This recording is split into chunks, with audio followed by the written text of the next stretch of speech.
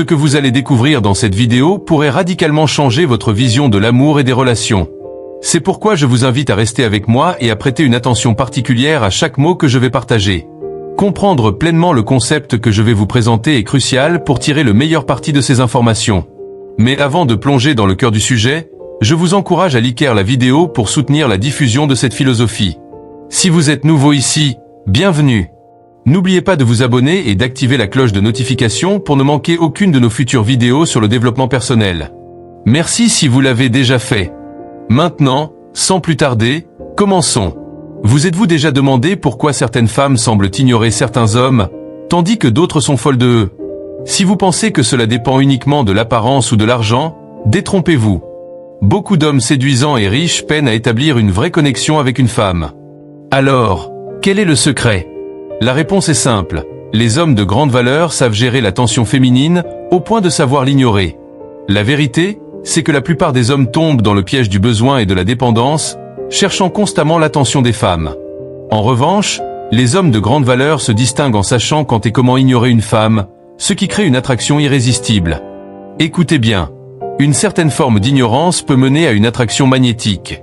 Les femmes recherchent de l'attention, et lorsque vous cessez de leur en accorder, vous devenez immédiatement un défi pour elles. Beaucoup d'hommes ne comprennent pas la psychologie derrière ce comportement, mais il existe des raisons profondes qui expliquent cela.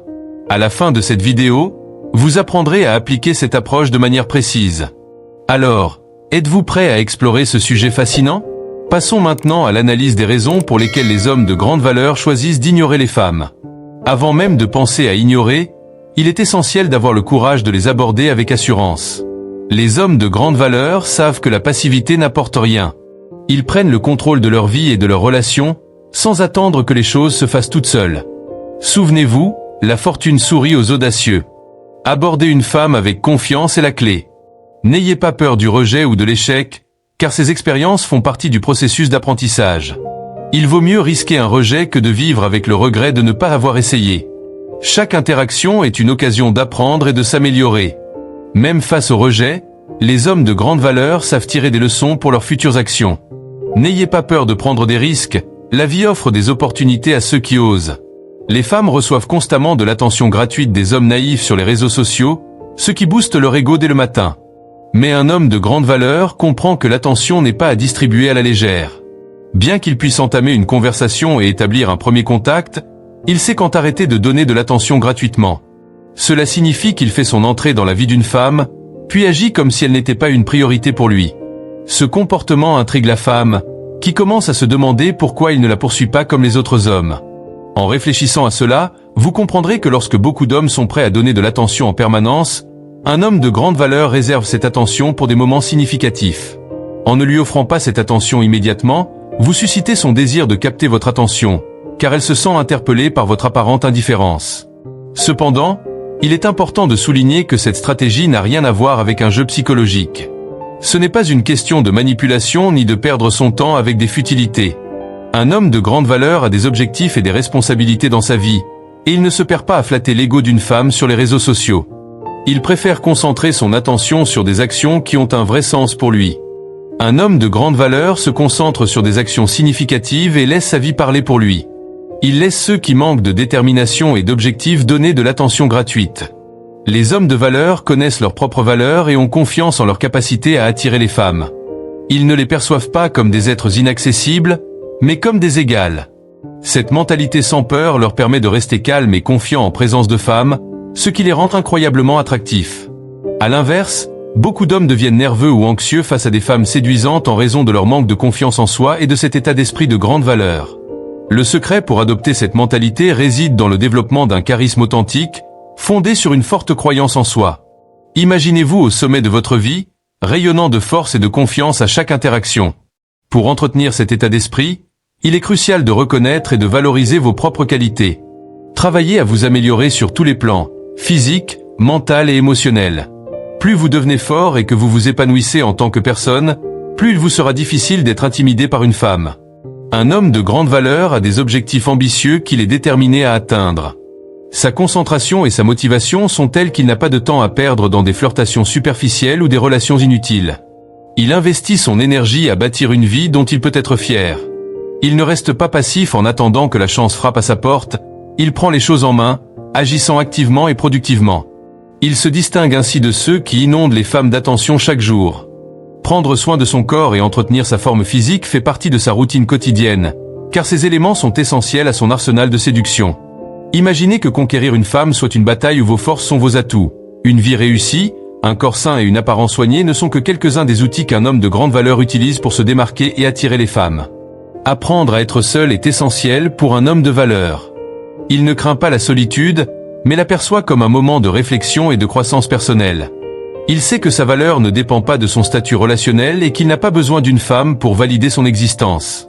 Il est complet par lui-même, dégagé d'une grande autosuffisance et d'une confiance qui le rendent irrésistible. Cela ne signifie pas qu'un homme de grande valeur n'apprécie pas la compagnie d'une femme. Bien au contraire, il l'apprécie, mais il comprend la différence entre vouloir une femme et en avoir besoin. Il souhaite une femme qui complète sa vie, et non une femme qui la comble. C'est pourquoi il est sélectif dans ses relations, choisissant celles qui répondent à ses standards élevés. J'espère sincèrement que ce message vous a été utile. Félicitations d'avoir suivi cette vidéo jusqu'à la fin. Cela montre que vous êtes déterminé à vous améliorer. Si vous avez aimé la vidéo, laissez un commentaire. Si vous ne savez pas quoi dire, écrivez et je relève le défi pour que je sache que vous avez suivi jusqu'au bout. Si vous n'êtes pas encore abonné, n'attendez plus, abonnez-vous dès maintenant pour nous rejoindre. Merci pour votre attention et à très bientôt, guerriers. Le dernier voyage. Le ciel était d'un bleu éclatant, presque irréel, lorsqu'Adrian se retrouva face à l'immensité de la mer. Le vent soufflait doucement, effleurant la surface de l'eau et créant de petites vagues qui se brisaient sur les rochers. Il posa son sac à dos sur un rocher et s'assit, observant l'horizon, là où le bleu de la mer semblait se fondre avec celui du ciel. Ce paysage, il l'avait vu 1000 fois, mais aujourd'hui il était différent. Il n'y avait pas de retour en arrière. Adrian avait toujours été un homme de routine. Une existence marquée par les mêmes gestes quotidiens.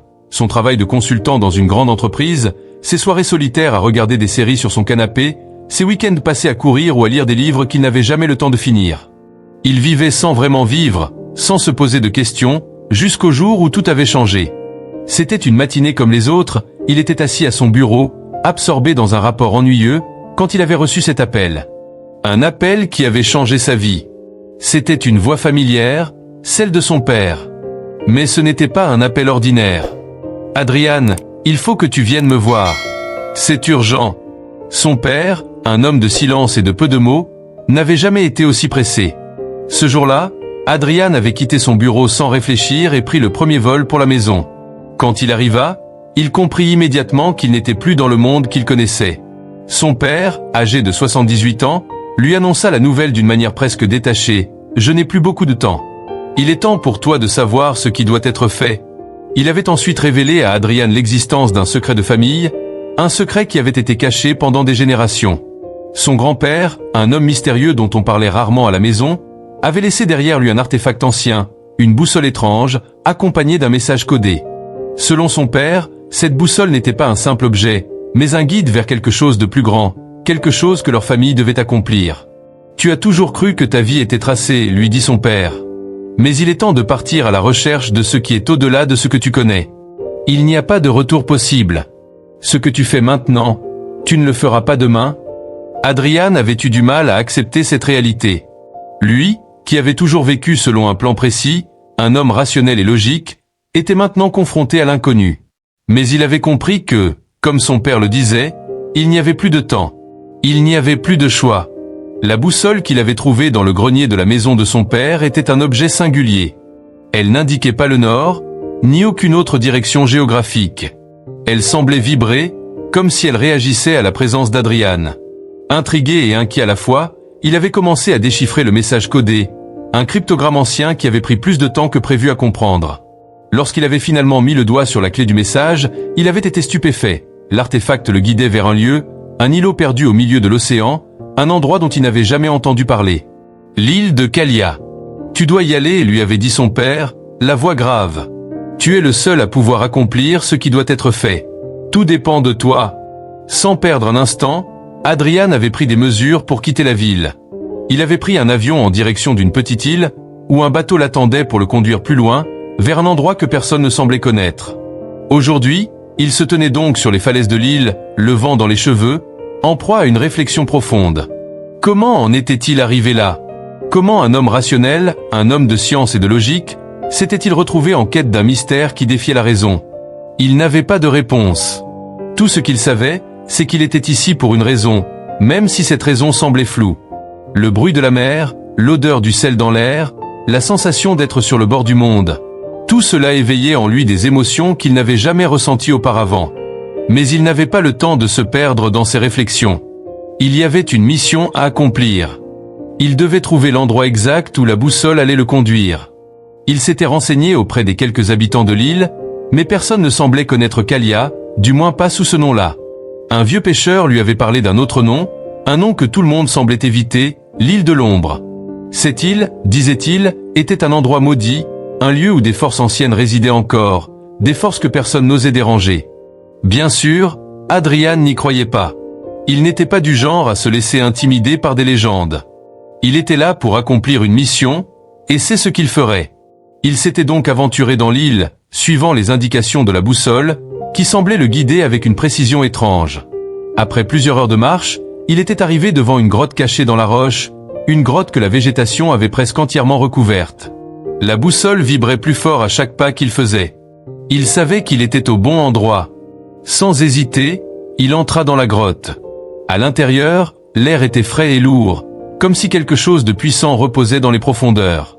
Il alluma sa lampe de poche et s'avança. Il n'y avait rien à première vue, juste des murs rocheux et un silence pesant. Puis, à mesure qu'il progressait, il aperçut une lueur, faible mais persistante. Il se dirigea vers elle, son cœur battant plus fort à chaque pas. Et là, dans une petite salle au fond de la grotte, il la trouva. Une porte en pierre, sculptée de symboles anciens, des symboles qui semblaient répondre à ce présent sur la boussole. Sans réfléchir, il posa la boussole sur la porte. Un bruit sourd se fit entendre, et la pierre se déplaça lentement, révélant un passage secret. Adrian pénétra dans l'ombre du passage, le sentiment qu'il était sur le point de découvrir quelque chose de plus grand que tout ce qu'il avait imaginé. Chaque pas l'éloignait un peu plus du monde qu'il connaissait. C'était une aventure qu'il n'avait pas cherchée, mais à laquelle il ne pouvait plus échapper. Il avançait, son esprit tourmenté par 1000 questions, mais une chose était certaine, il n'y avait pas de retour en arrière. Le destin, ou quelque force invisible, l'avait conduit ici. À ce moment précis, il comprit que sa vie ne serait plus jamais la même. Il n'était pas simplement là pour découvrir un secret de famille. Il était là pour accomplir quelque chose de bien plus grand, quelque chose qui changerait le cours de l'histoire. À mesure qu'il s'enfonçait dans les ténèbres de la grotte, un frisson d'excitation et de peur parcourut son échine. Il était prêt. Prêt à découvrir la vérité. Et peut-être même, prêt à découvrir qui il était vraiment. Le dernier voyage, suite. Adrian s'enfonça dans l'obscurité de la grotte, guidé uniquement par la lueur vacillante de sa lampe. La poussière flottait dans l'air, et un silence lourd régnait, comme si la terre elle-même retenait son souffle. Chaque pas qu'il faisait résonnait dans l'immensité des lieux, mais il ne s'arrêta pas. Il n'avait pas le luxe de l'hésitation. Après des années passées dans l'ombre d'une vie toute tracée, il était enfin en train de découvrir un autre monde, un monde qui remettait en question tout ce qu'il croyait savoir. La porte de pierre derrière lui se referma doucement, et il sentit le changement d'atmosphère. L'air se fit plus dense, comme chargé de secrets oubliés. À mesure qu'il avançait, il remarqua des symboles sculptés sur les murs de la grotte. Des dessins étranges, presque primitifs, représentant des créatures mythologiques, des armes anciennes et des formes géométriques. Il avait déjà vu ces symboles sur la boussole de son grand-père, mais à l'époque, il les avait ignorés, les jugeant simplement comme des décorations. Maintenant, il savait que chaque marque avait une signification, un rôle précis. La boussole, avec sa force magnétique inexplicable, était la clé de ce puzzle ancien. Elle était faite pour guider ceux qui en possédaient la connaissance. Et lui, Adrian, était le seul à pouvoir déchiffrer ce message. Après quelques minutes de marche, il arriva dans une grande salle circulaire. Le plafond s'élevait au-dessus de lui, où des stalactites imposantes semblaient suspendues dans l'air. Au centre de la pièce, une étrange sculpture en forme de serpent reposait sur un socle de pierre. Les yeux du serpent étaient faits de pierres précieuses qui brillaient faiblement dans la lumière de sa lampe. C'était un objet étrange, mais pourtant étrangement familier, comme si Adrian avait déjà vu quelque chose de semblable dans un rêve. En s'approchant de la sculpture, Il remarqua que la boussole vibrait plus intensément. Il la sortit de sa poche et la plaça au centre du serpent, exactement entre ses yeux. La boussole se mit à tourner, lentement d'abord, puis de plus en plus vite, jusqu'à ce que le bruit métallique devienne un bourdonnement presque assourdissant. Un grondement sourd secoua la grotte, et un mécanisme caché se mit en marche. Des bruits de pierre se déplaçant résonnèrent autour d'Adriane. La sculpture du serpent se désolidarisa du socle et se tourna lentement, comme une porte pivote. Un long couloir étroit se révéla derrière elle. Adriane hésita un instant. C'était la première fois qu'il se sentait aussi vulnérable depuis le début de cette aventure. Pourtant, il ne pouvait plus reculer. Il savait que cette porte, cette cavité dans la roche, le conduirait vers quelque chose de crucial. Quelque chose qui était là depuis des siècles et qui, peut-être, allait changer le cours de sa vie. Il prit une grande inspiration, ajusta son sac à dos et s'engagea dans le tunnel sombre. Le sol sous ses pieds était inégal et la fraîcheur de l'air lui picotait la peau, mais il avançait, plus déterminé que jamais. Le tunnel serpenta, sinueux, pendant un bon moment, jusqu'à ce qu'il débouche enfin sur une nouvelle pièce. Cette fois, la lumière était différente, plus chaude, presque surnaturelle. En entrant, Adriane écarquilla les yeux, ébloui par l'apparition devant lui. La pièce était immense, éclairée par des cristaux suspendus au plafond. Ils émettaient une lumière douce, comme celle des étoiles, et baignaient l'espace d'une aura mystique. Au centre de la pièce, un grand livre reposait sur un autel en pierre. Le livre était aussi vieux que tout ce qui l'entourait, ses pages jaunies par le temps, mais d'une qualité étonnamment préservée. Un symbole était gravé sur la couverture, un symbole que Adriane reconnut immédiatement, le même que celui de la boussole. Il s'approcha lentement du livre, son cœur battant la chamade. En l'ouvrant, il aperçut des pages couvertes de symboles anciens et d'écritures codées. Il n'y avait aucun doute possible. C'était le même cryptogramme que celui que son grand-père lui avait transmis. Mais cette fois, il était dans son intégralité, sans les hésitations ni les erreurs qu'il avait pu commettre en le décryptant auparavant. Alors qu'il commençait à déchiffrer les premières lignes, une voix sourde se fit entendre, une voix qui semblait venir des murs eux-mêmes. « Tu as franchi le dernier obstacle. Tu es celui qui portera notre héritage. » Adriane sursauta, cherchant à comprendre d'où provenait cette voix, mais il n'y avait personne. Il était seul. Pourtant, il avait l'impression que la voix était plus qu'un simple son. C'était comme si elle résonnait dans sa tête, dans son âme même. Il secoua la tête, se concentrant sur le livre, cherchant à comprendre. Les mots semblaient danser devant ses yeux, se tordant et se repliant en une danse ininterrompue. Puis il comprit. Le livre contenait des révélations sur sa famille. Sur les ancêtres d'Adriane, des lignées de gardiens secrets, des protecteurs d'un savoir ancien et mystérieux. Il apprit que la boussole n'était pas seulement un artefact magique, mais une clé permettant d'accéder à des connaissances que l'humanité avait oubliées depuis des millénaires. Adriane n'était pas simplement un héritier de ce savoir, il en était le dernier dépositaire. Cette mission, cette quête, n'était pas seulement liée à un trésor ou à un artefact, mais à un savoir qui, si mal employé, pourrait détruire le monde tel qu'il le connaissait. L'héritage de sa famille n'était pas un simple fardeau, mais une responsabilité immense. Le temps est venu, Adriane. La porte du monde ancien doit être ouverte.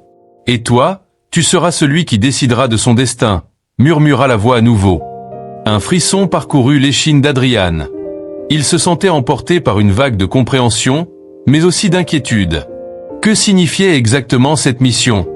Quel rôle jouerait-il dans tout cela?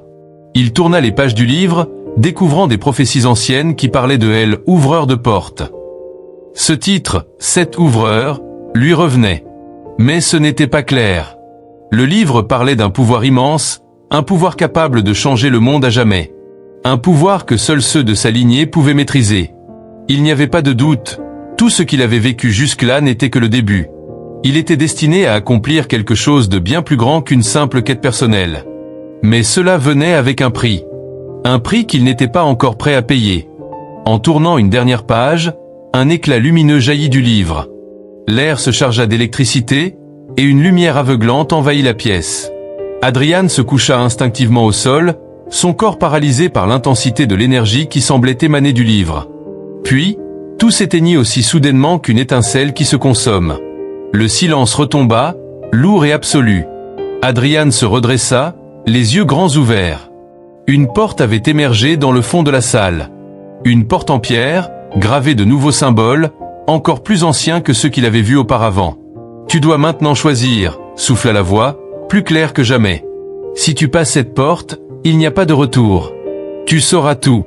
Mais tout peut aussi te détruire. Adrian fixa la porte, son cœur battant à tout rompre. Il savait que son voyage n'était pas terminé.